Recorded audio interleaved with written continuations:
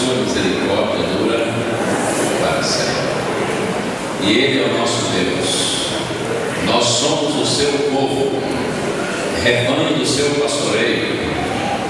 Por isso seja bendito o nome do Senhor.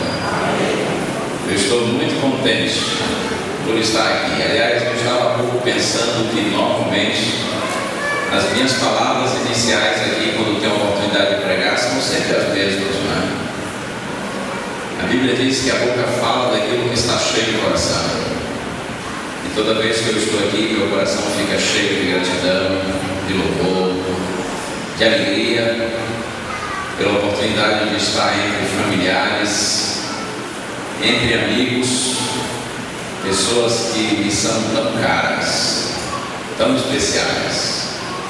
Por isso eu louvo a Deus. O Senhor tem me dado a oportunidade de pregar em muitos lugares por aí, mas eu acho que esse é para mim o lugar mais especial de todos. Afinal de contas, foi aqui também que eu me converti, né?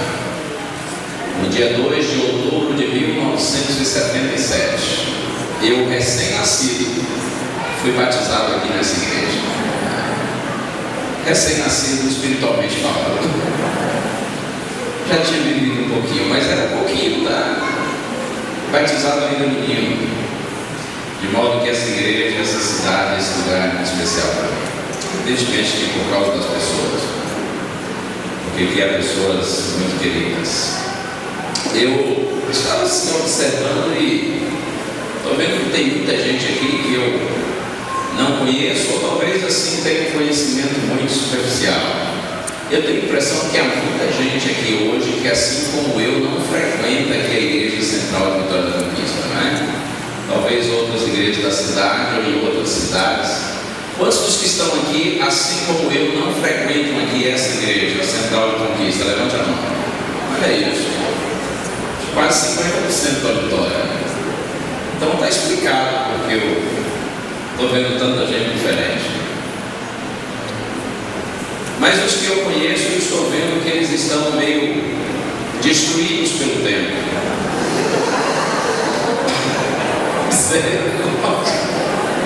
Aí você olha para mim e diz assim: pastor, a recíproca é verdadeira. Vocês sabem que às vezes a gente encontra assim um amigo que não vê há muito tempo, e ele olha para você e diz assim: mas você está bem, está forte. No fundo ele está pensando assim: você está mal, está gordo, não é? Mas o outro está pensando a mesma coisa. Ele diz: não, mas você também está muito bem. E às vezes está pensando assim: coitado, está um cara, está acabado.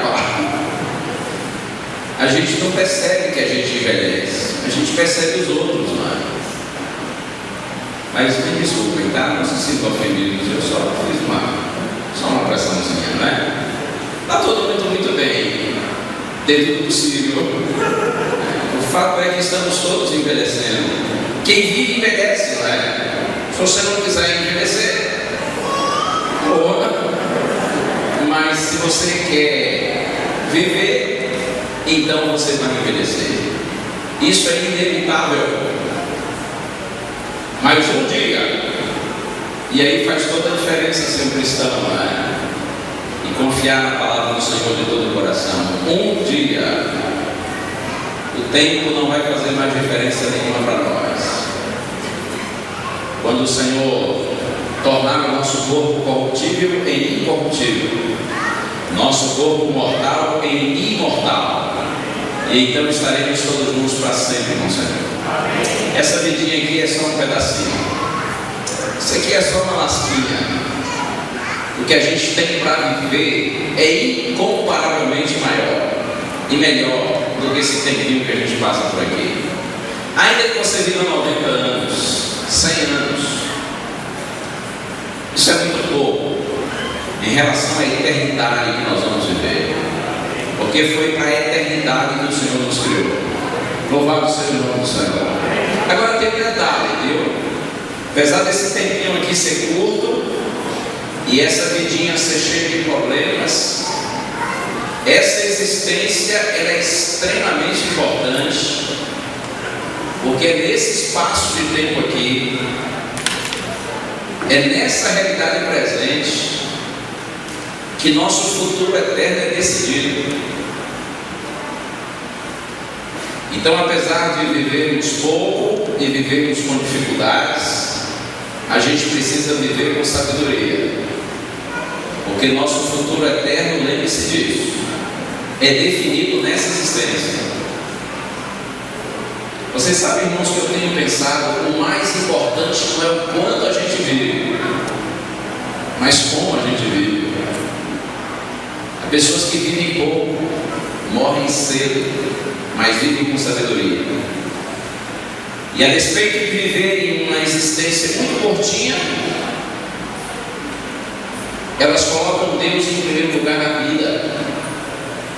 E assim a morte delas é apenas uma interrupção temporária da vida.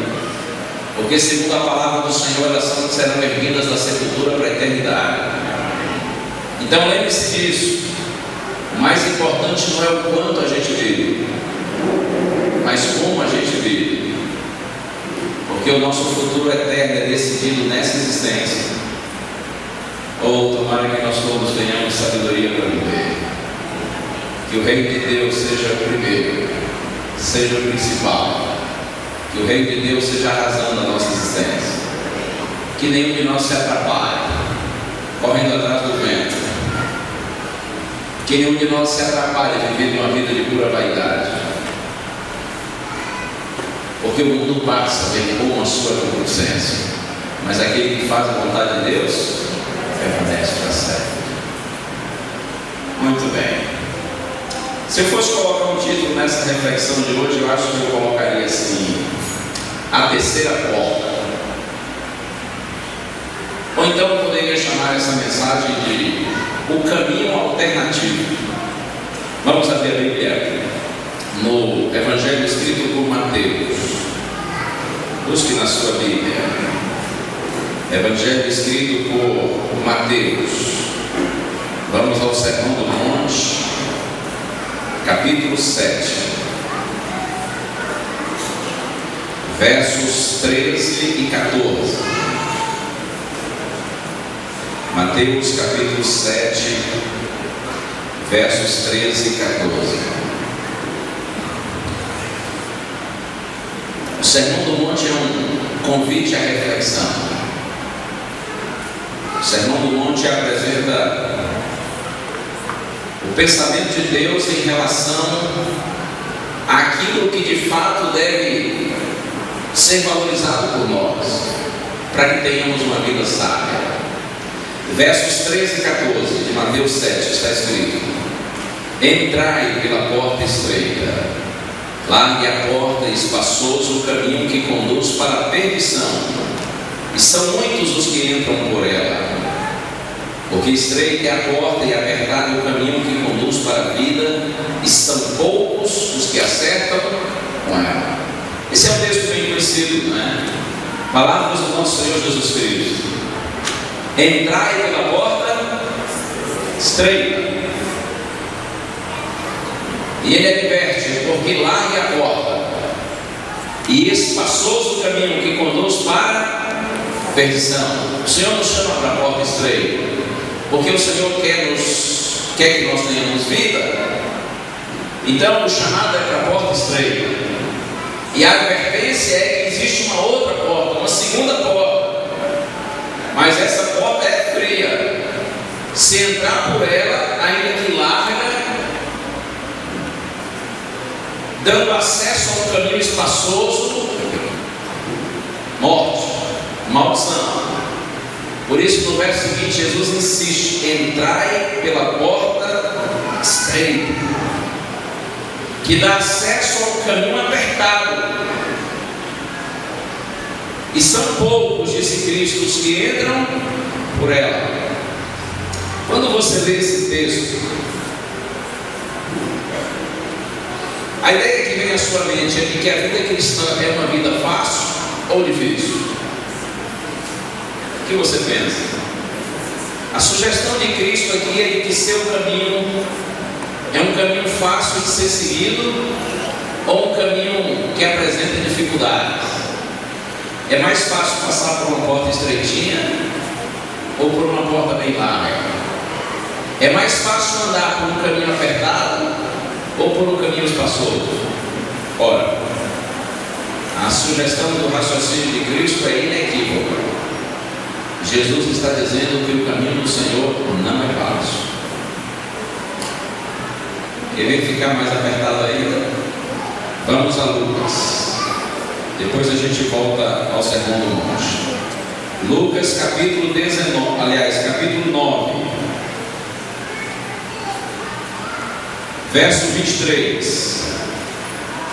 Lucas 9, 23. Dizia a todos: se alguém quer vir após mim, a si mesmo se negue, dia a dia, tome a sua cruz e siga-me. Se alguém, disse o mestre, quer vir após mim, significa que Jesus estava dizendo: se você quer ser meu discípulo, se você quer ser meu seguidor, então, disse Cristo, negue-se a si mesmo. Em outras palavras, para você ser meu discípulo, você tem que fazer a minha vontade e não a sua. Só é meu discípulo quem nega a sua vontade e faz a minha vontade. Dia a dia, disse Cristo. Isso é algo contínuo, experimentado dia a dia. Você quer ser meu discípulo, disse Cristo, então negue-se a si mesmo. Renuncie a sua vontade para fazer, obviamente, a vontade dele. E Jesus disse assim: tome a sua coroa e siga-me. É assim? Não. O texto diz: tome a sua cruz. Cruz sugere algo agradável, fácil, leve? Não. A menos que você leve uma cruzinha dessa aí no pescoço, dessas pequenininhas. Mas Jesus não está falando desse crucifixozinho. Você quer ser meu discípulo? Então você precisa entender uma coisa: que os discípulos meus fazem a minha vontade e não a deles. Tudo bem, quando a sua vontade e a minha estão em harmonia, aí vai ser mole para você ser meu discípulo. O problema para você vai ser quando a sua vontade for contrária à minha. Nessa hora, disse Cristo, você prova que é meu discípulo quando você renuncia a sua vontade e você faz minha vontade. Irmãos, talvez o aspecto da cruz, há muitas coisas que podem estar inclusas aí na ideia de Cristo quando ele fala: tome a sua cruz e siga. Eu penso que talvez o aspecto da cruz que mais machuca, mais fere, mais nos humilha e nos faz sofrer é essa luta contra a nossa própria vontade para fazermos a vontade de Deus. Porque desde que a gente nasce nós queremos fazer nossa vontade, não é? Isso é normal. Mas Jesus está dizendo que para ser discípulo dele é preciso, quando a nossa vontade se conflita com a dele, é preciso renunciar a nossa vontade para seguir a vontade dele. Isso machuca, isso dói, isso não é fácil, isso sugere uma luta ferrenha. É por isso que Cristo disse que o caminho dele é estreito e a porta que dá acesso a esse caminho é apertada. Observe uma coisa, e isso é preciso ficar muito claro: não há problema nenhum no caminho do Senhor, o problema está na gente. Sabe por que o caminho do Senhor é difícil? Porque nós somos difíceis. É difícil para nós. O caminho do Senhor é perfeito, o caminho do Senhor é maravilhoso, o caminho do Senhor é o melhor que os homens podem desfrutar, mesmo nessa existência. Mas nós somos imperfeitos, nós somos impuros, e é por isso que o caminho do Senhor para nós é difícil, porque nossa vontade natural não está propensa ao querer de Deus, aos caminhos de Deus. Nossa vontade natural está propensa ao mal, ao pecado.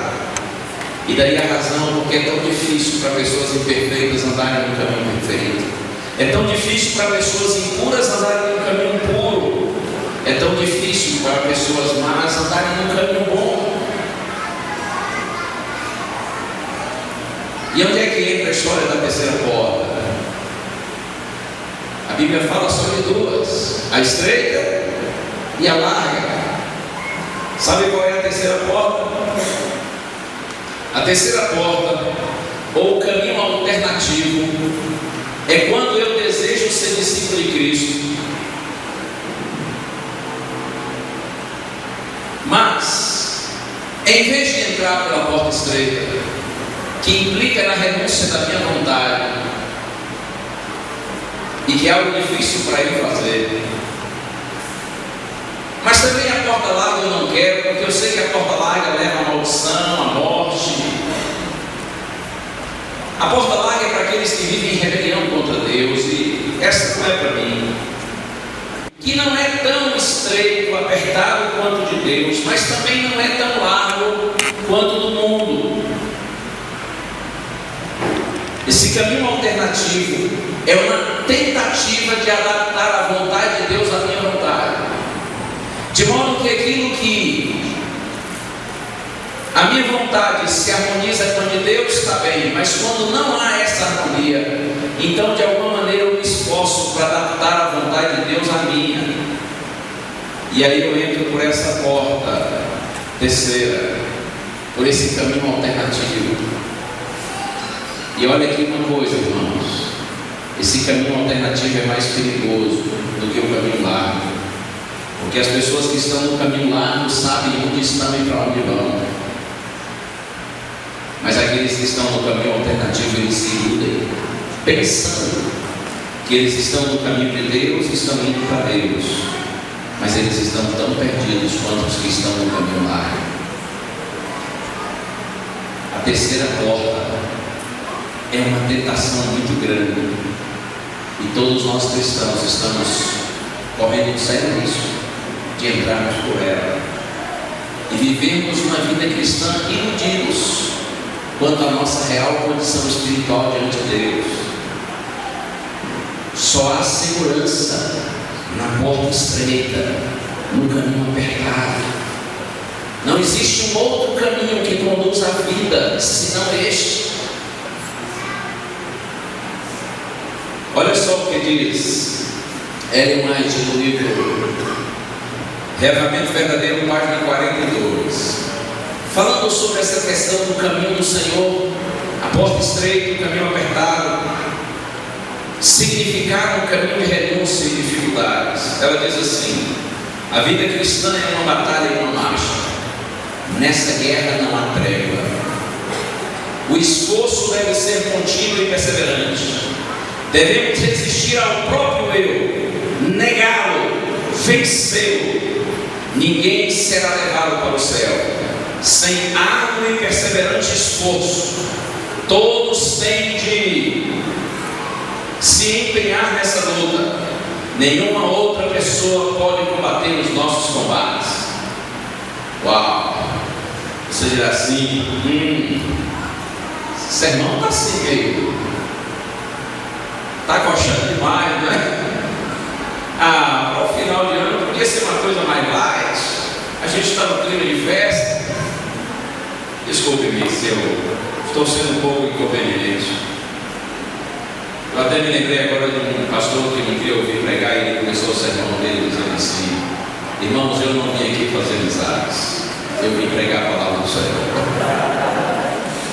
Eu quero dizer para vocês que eu aprecio muito as amizades que eu tenho aqui, eu gostaria de mantê-las e, se possível, fazer novas amizades, mas de fato o meu compromisso é pregar a palavra do Senhor. E foi isso que o Senhor colocou no meu coração. Oh, meus irmãos, não nos iludamos.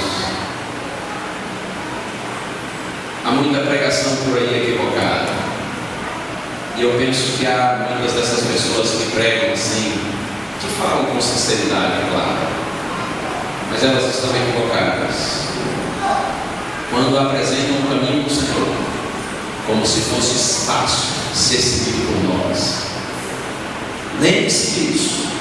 O problema não está no caminho do Senhor, o problema está em nós. E como para nós é difícil andar no caminho do Senhor, então nós somos tentados a mudar o caminho do Senhor. Mas a necessidade de mudança não está no caminho do Senhor, a necessidade de mudança está em mim, em você. Não tente transformar o caminho do Senhor para adaptá-lo à sua vontade. Peça a Deus que transforme seu coração, sua natureza, para que você, com uma nova mente renovada pelo Espírito Santo, seja adaptado ao caminho do Senhor e ande no caminho do Senhor com prazer. Porque o caminho do Senhor é prazeroso, o caminho do Senhor é agradável, o caminho do Senhor é maravilhoso. Mas nunca se esqueça, para nós seres humanos, ruins do jeito que nós somos, a vida cristã é uma batalha e uma marcha, porque implica uma renúncia diária da nossa própria vontade, do nosso eu, do nosso querer.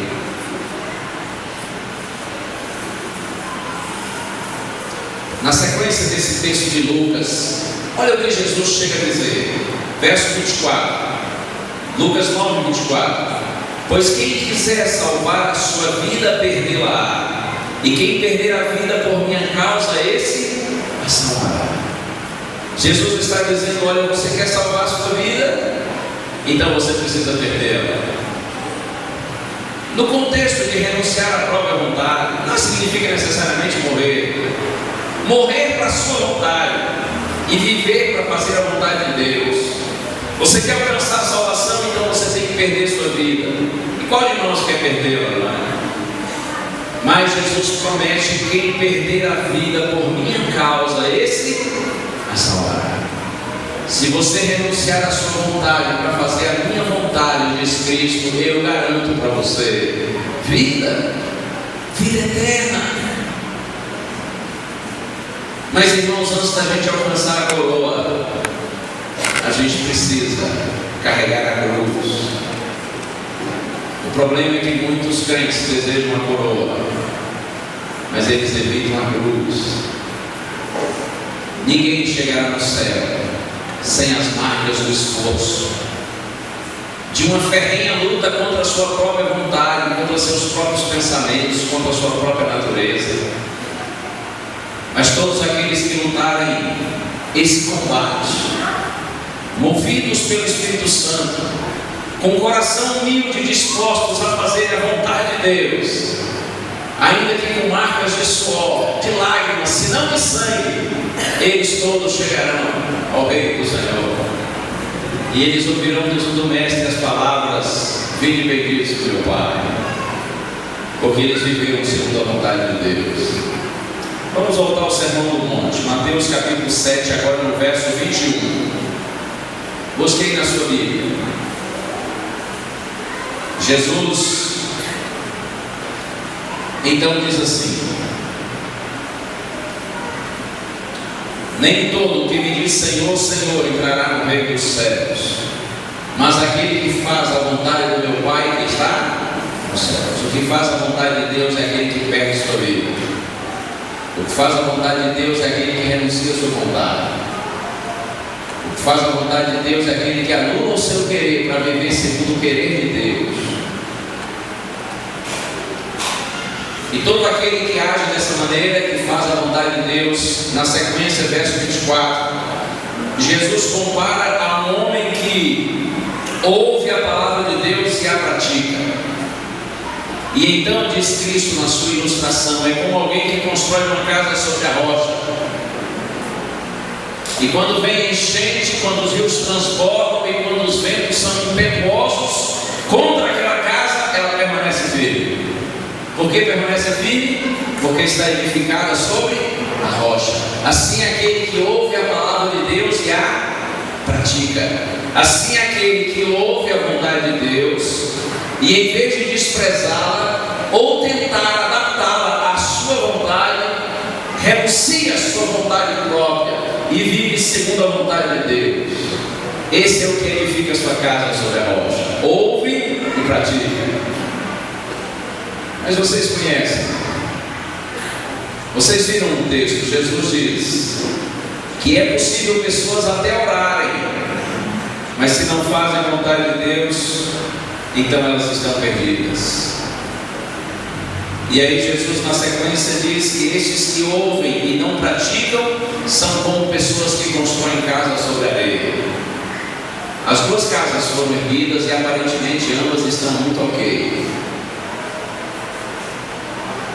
Aparentemente não há muita diferença entre os que estão andando pelo caminho estreito e os que estão andando no caminho alternativo. Entre aqueles que estão realmente fazendo a vontade de Deus e aqueles que estão vivendo uma adaptação segundo a sua conveniência. Todos parecem crentes, mas a diferença ocorre na hora da provação, na hora da dificuldade. Porque o crente, verdadeiramente crente, que vive segundo a vontade de Deus, mesmo nas horas mais atrozes da vida, é alimentado, fortalecido e sustentado pelo Senhor. Quando a gente vive segundo a vontade de Deus, a nossa segurança está no Senhor. E venha o que vier, no Senhor nós não somos abalados.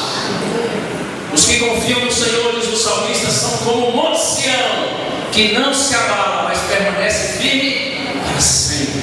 Como em redor de Jerusalém estão os montes, diz o salmista, assim está o Senhor junto do seu povo. Os que vivem, que ouvem, que praticam, mesmo tendo que renunciar à sua própria vontade, eles andam seguros, mesmo no meio das maiores dificuldades. Paulo em Romanos capítulo 5, ele diz assim, que a aprovação na experiência do crente produz perseverança. A tribulação produz perseverança. E a perseverança, diz Paulo, experiência. E a experiência, esperança. Porque o amor de Deus, ele diz, é derramado em nosso coração através do Espírito Santo. Compreende? Quando você é um crente que anda pelo caminho estreito e vive segundo a vontade de Deus, as tribulações da vida, às quais estamos todos vulneráveis e sujeitos, as tribulações da vida, em vez de nos destruírem, elas nos fortalecem ainda mais no Senhor. Porque a tribulação, diz Paulo, produz perseverança. E a perseverança desenvolve em nós uma forte experiência com Deus. E a experiência nos leva à esperança. Sabe por quê? Porque em toda essa crise, o amor de Deus, através do Espírito Santo, é derramado ao nosso coração. Porque o Senhor conhece o caminho dos justos. Porque os olhos do Senhor estão voltados para os seus filhos. O Senhor sabe quão difícil é para eles renunciarem à sua própria vontade, para fazerem a vontade de Deus. Por isso, para esses filhinhos sinceros do Senhor, há uma bênção especial. E quando o céu fica negro, quando as dificuldades se multiplicam em nossa existência, então o Senhor abre os céus e faz o Espírito Santo ser derramado ao nosso coração. E mesmo longe da crise, a gente continua tendo esperança, porque os nossos olhos estão postos no Senhor. Louvado seja o Senhor. Mas tem que ouvir e praticar. Só quem ouve e pratica está construindo sua casa sobre a rocha. E aquele cuja casa está sobre a rocha não verá sua casa derrubada, porque o Senhor a sustenta.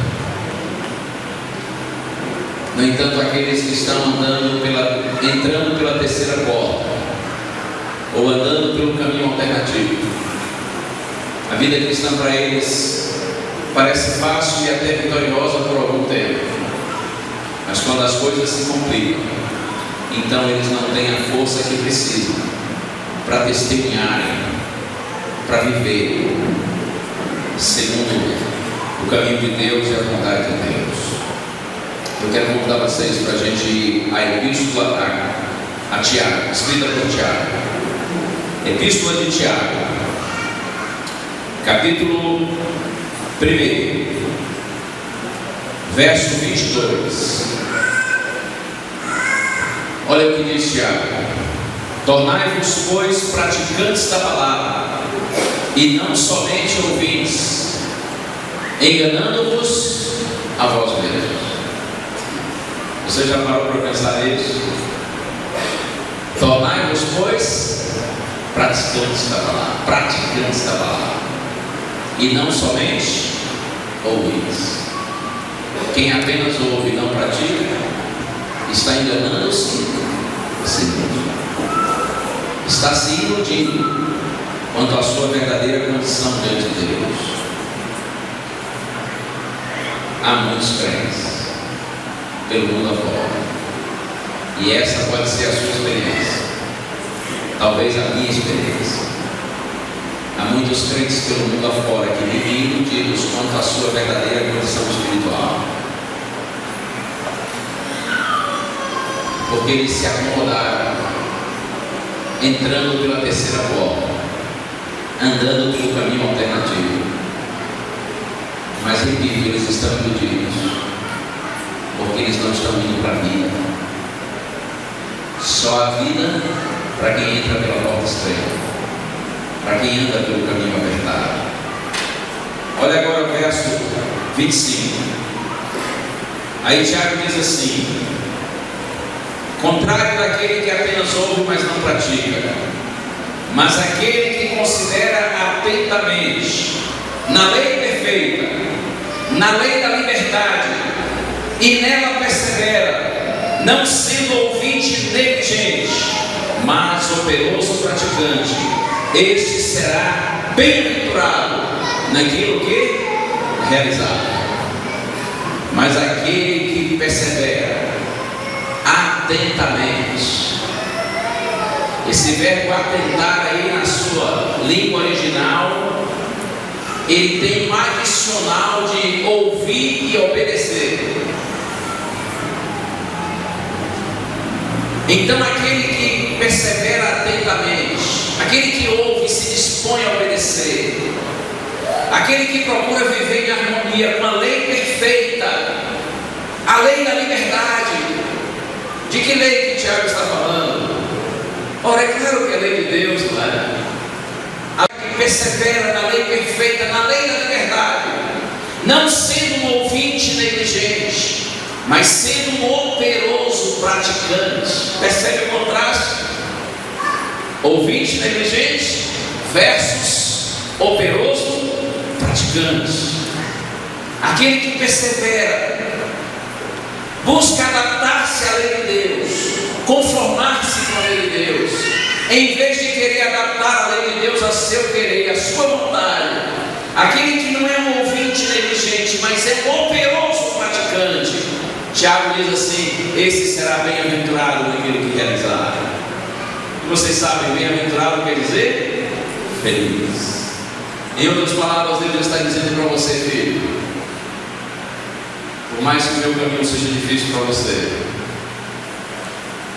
se você se dispor a andar nele, mesmo em meio às maiores dificuldades da vida, mesmo em meio a essa luta acirrada contra a sua vontade, negando o seu próprio eu, você vai encontrar paz, você vai encontrar alegria, você vai encontrar esperança.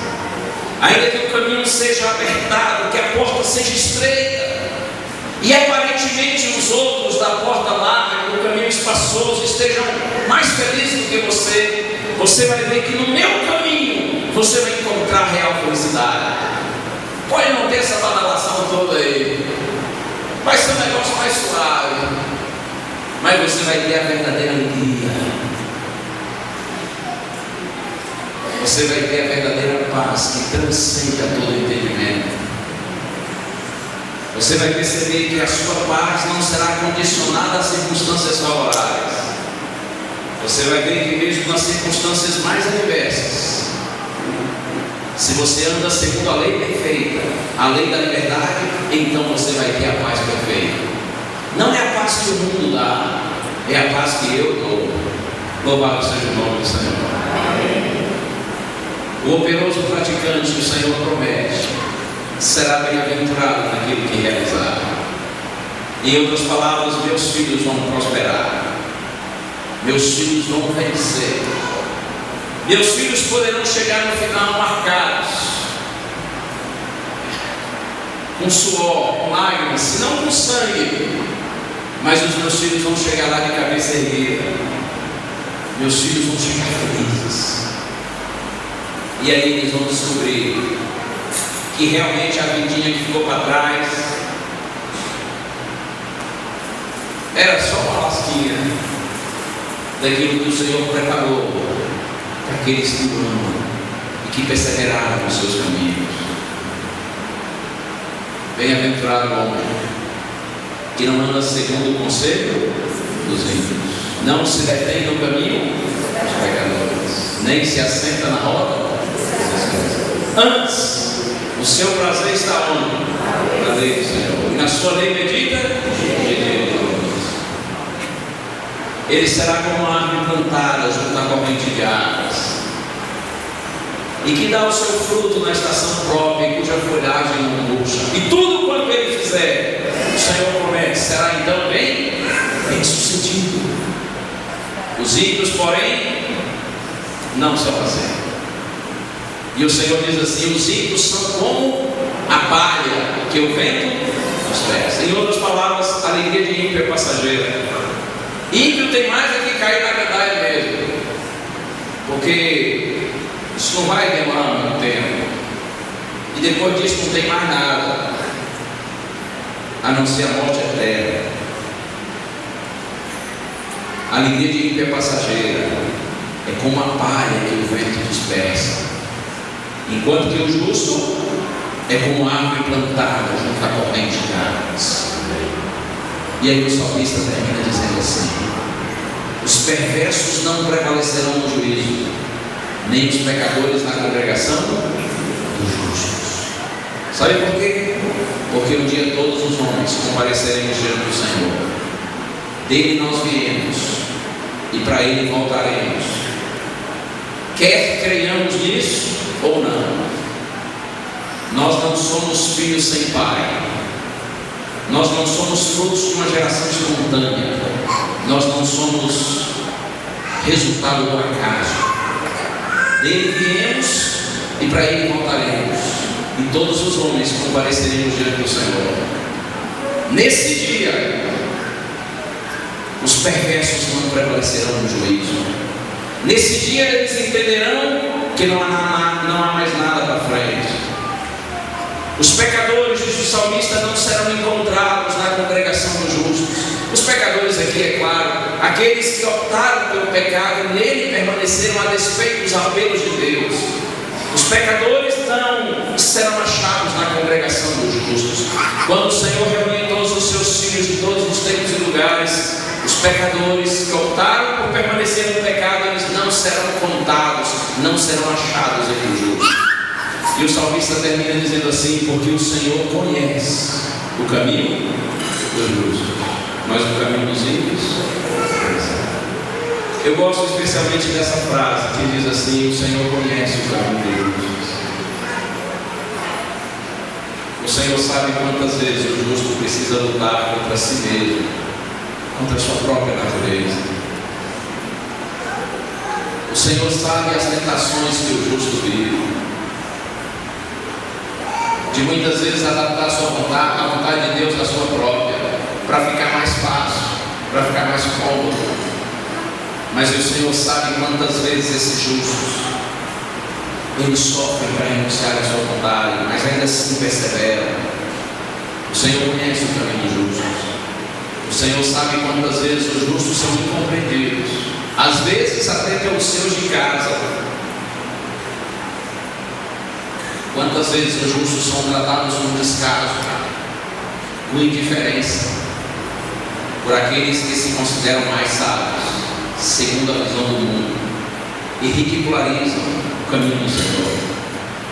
Os olhos do Senhor estão voltados para os justos. Jesus disse assim: eu sou bom pastor, eu conheço as minhas ovelhas, elas me conhecem. Nunca se esqueça disso. O Senhor conhece o caminho dos justos. O Senhor sabe com quantas lutas nós precisamos viver quando queremos de fato fazer a vontade de Deus e não a nossa, quando queremos viver segundo o assíduo do Senhor e não segundo nossa conveniência.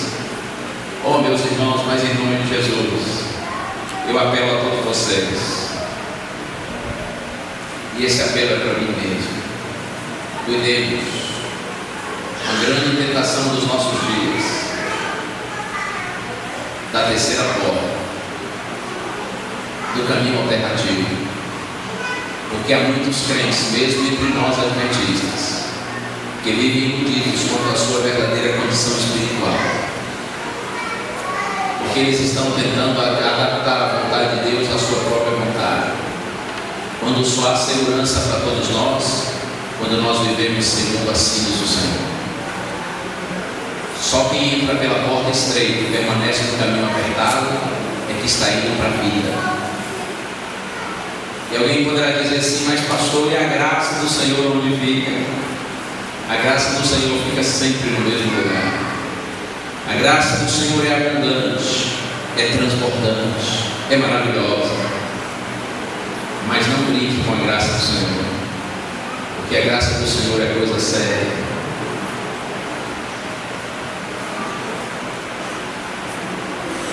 Todos os salvos chegarão lá com marcas de renúncia, de esforço, de perseverança, de luta contra a sua própria natureza. Eu quero concluir essa reflexão dizendo para você qual é o segredo de você vencer a tentação da terceira porta. Eu estou pensando no texto de Romanos capítulo 12, versos 1 e 2. E esse é um texto conhecido. Romanos capítulo 12, versos 1 e 2. Paulo diz que nós devemos oferecer o nosso corpo em sacrifício vivo, santo e agradável a Deus, que é o nosso culto racional. Eu acho interessante como ele começa o texto dizendo assim: rogo-vos, pois, irmãos, pelas misericórdias de Deus. Veja, Paulo está fazendo um apelo em nome de Deus, e o seu apelo é que apresenteis vossos corpos um sacrifício vivo, santo e agradável a Deus. Isso parece complicado, mas Paulo simplifica e diz assim: isto é o vosso culto racional. Em outras palavras, eu estou chamando vocês para que vocês busquem uma comunhão real com o Senhor, que conscientemente vocês se entreguem a Deus, se ofereçam a Deus, que vocês procurem conhecer a Deus.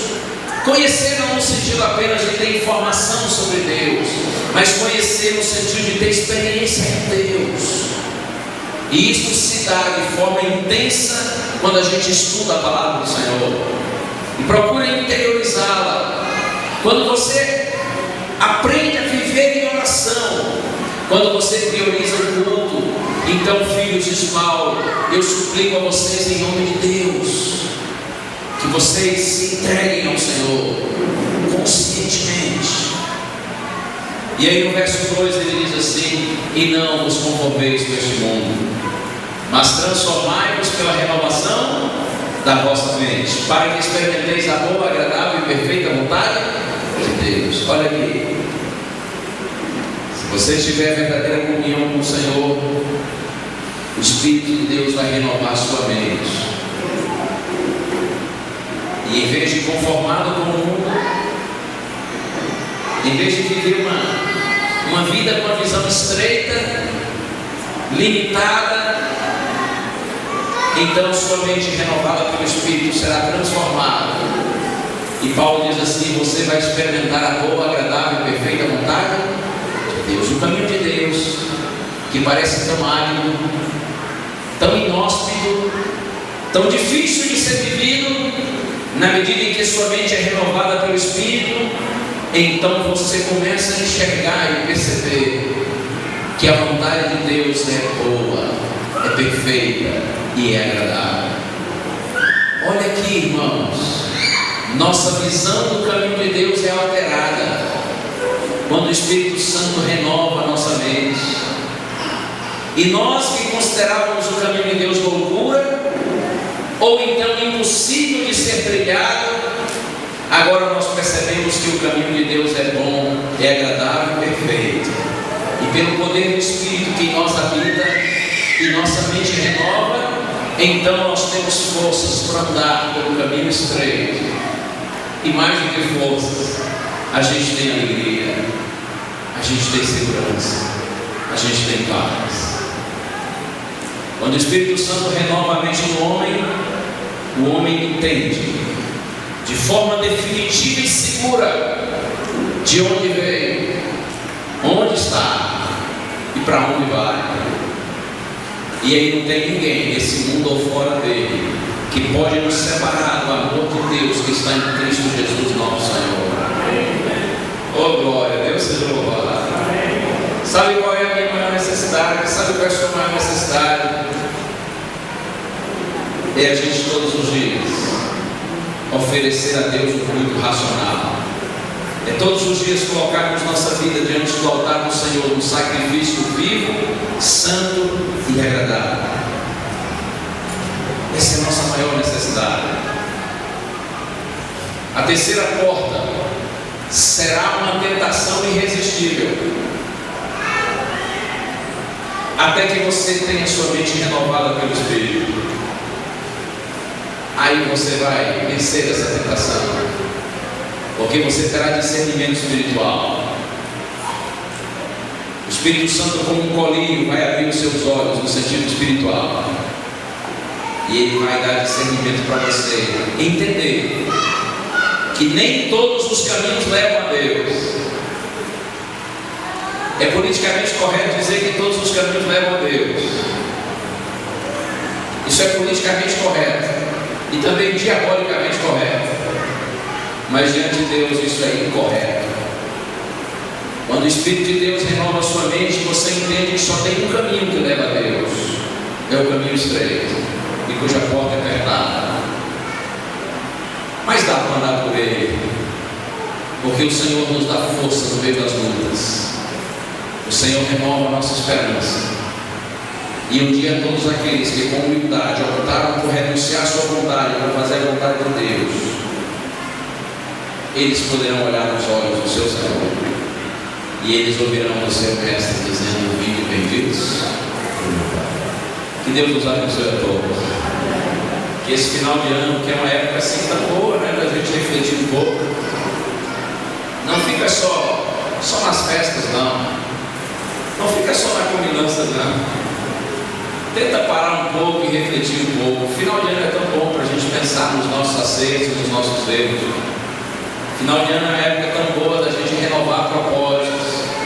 Tem gente que diz assim: eu não faço mais isso não, eu já renovei tanto propósito, depois eu não cumpri, foi nada. Calma, não se desespere não. Se Deus tem paciência com você, por que você mesmo vai ficar tão impaciente assim? Final de ano é uma época boa da gente refletir e da gente renovar propósitos. E eu vim hoje, em nome de Jesus, apelar para você que dentre os seus propósitos para 2014, que talvez o principal e o primeiro deles seja a firme decisão de viver segundo as símbolos do Senhor, custe o que custar, venha o que vier, não tenha medo, porque no assínios do Senhor há segurança. O operoso praticante, ele é bem-aventurado naquilo que realizar, é palavra do Senhor. Então não tenha medo, em nome de Jesus. Nós queremos nessa hora dizer: oh Deus, me ajude a andar pelo caminho estreito, ainda que seja difícil para mim, porque o caminho é bom, mas eu sei que eu sou ruim. Misericórdia de mim, Senhor. Amém. Deus seja louvado.